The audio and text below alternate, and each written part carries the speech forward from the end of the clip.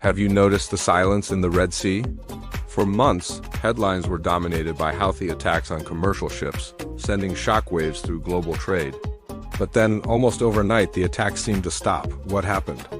Was it a victory for the international naval forces, or is there something much more complex playing out behind the scenes?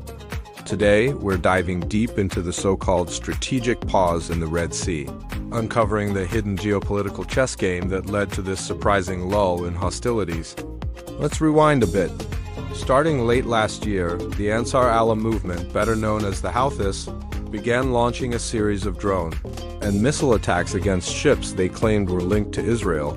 In response to the conflict in Gaza, this effectively turned one of the world's most critical shipping lanes into a high-risk zone. The Bab el-Mandeb Strait, a narrow choke point connecting the Red Sea to the Gulf of Aden, is vital.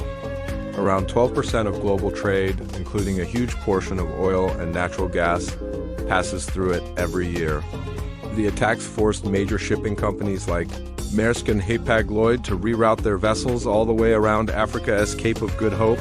This added thousands of miles, weeks of travel time, and millions of dollars in fuel and insurance costs to each journey. The ripple effects were felt worldwide, with supply chain disruptions, delayed deliveries, and rising prices for consumers. It was a crisis that demanded an international response. And respond they did. The United States launched Operation Prosperity Guardian, a multinational coalition of over 20 countries dedicated to defending commercial shipping in the Red Sea. This involved deploying warships, conducting patrols, and most visibly, shooting down incoming Houthi drones and missiles. The US and UK also carried out targeted airstrikes against Houthi military sites within Yemen, aiming to degrade their ability to launch these attacks. For weeks, it was a cycle of attack and counterattack. The Houthis would launch projectiles and coalition forces would intercept them or strike back.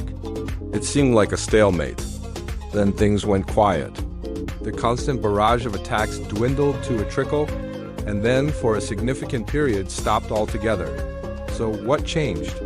The simple answer might be that the military pressure worked. The coalition's defensive actions were undeniably effective, with a very high success rate in intercepting threats. The offensive strikes on Houthi launch sites, radar installations, and weapons depots also likely took a toll on their capabilities. It's plausible that the Houthis simply needed time to regroup, rearm, and reassess their strategy in the face of a determined and technologically superior military force. Constant losses of expensive drones and missiles aren't sustainable forever, even for a well-supplied group. But that's only part of the story. To truly understand this pause, we need to look beyond the military dimension and into the world of diplomacy. The key player here is Iran.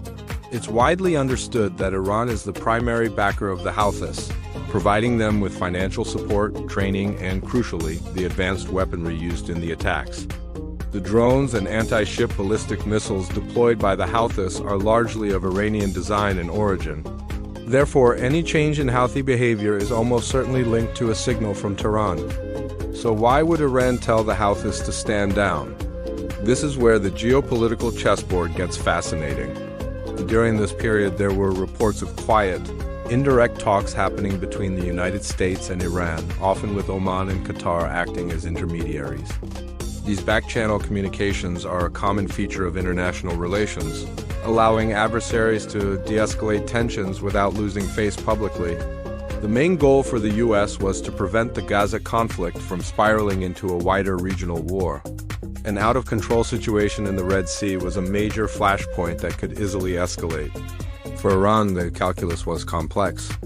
While supporting the Houthis allowed them to project power, pressure Israel's allies, and gain leverage, a direct confrontation with the United States was something they likely wanted to avoid. An all-out war would be devastating for Iran's economy and internal stability. By instructing the Houthis to pause their attacks, Iran could demonstrate a willingness to de-escalate, creating space for diplomacy and potentially easing some of the immense pressure they were under. It was a calculated move to lower the temperature while still maintaining their strategic assets in Yemen for future use. Another crucial factor is the ongoing peace process within Yemen itself. For years, Yemen has been ravaged by a civil war between the internationally recognized government, backed by Saudi Arabia, and the Houthis.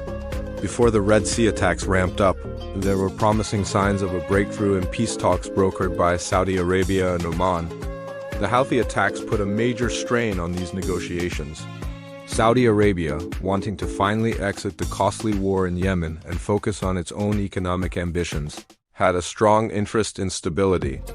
It's highly probable that significant diplomatic pressure was applied by the Saudis and other regional players on the Houthis and, by extension, on Iran to halt the Red Sea attacks so that the fragile peace process could continue. The Houthis, in turn, need a political settlement to solidify their control over northern Yemen, so they had an incentive to listen. So this strategic pause wasn't just about running out of missiles. It was a confluence of military pressure from the West, complex back-channel diplomacy between the US and Iran, and intense regional pressure from players like Saudi Arabia, who desperately wanted to avoid a wider conflict on their doorstep. It was a moment where everyone, for different reasons, had an interest in taking a step back from the brink. The Houthis could claim they had made their point on the world stage. Iran could show it was a responsible actor capable of de-escalation, and the US and its allies could see a return to relative normalcy in a vital waterway. But here's the critical question: is this pause permanent?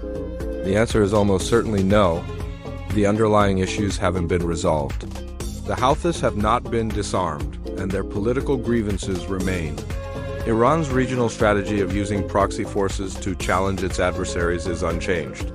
As long as the broader tensions in the Middle East persist, the Houthis remain, as they've been called, a loaded gun. They have demonstrated their capability and their willingness to disrupt global trade, and they can be activated again whenever their patrons in Tehran see a strategic advantage in doing so.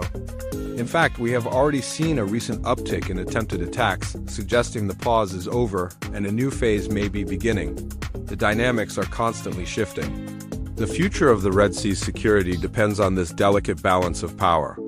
Will diplomatic efforts succeed in finding a lasting political solution for Yemen? Will the military deterrent be strong enough to prevent future attacks?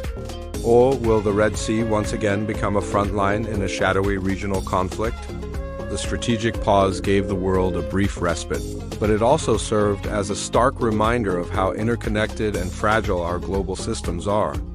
A regional conflict can, in an instant, have consequences that reach every corner of the globe, affecting the goods we buy, the fuel we use, and the stability of the world economy.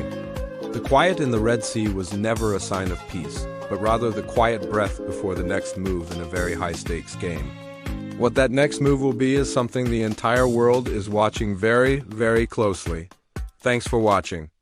If you found this analysis insightful, be sure to like this video and subscribe to the channel for more deep dives into the events shaping our world. Let us know your thoughts in the comments below. See you next time.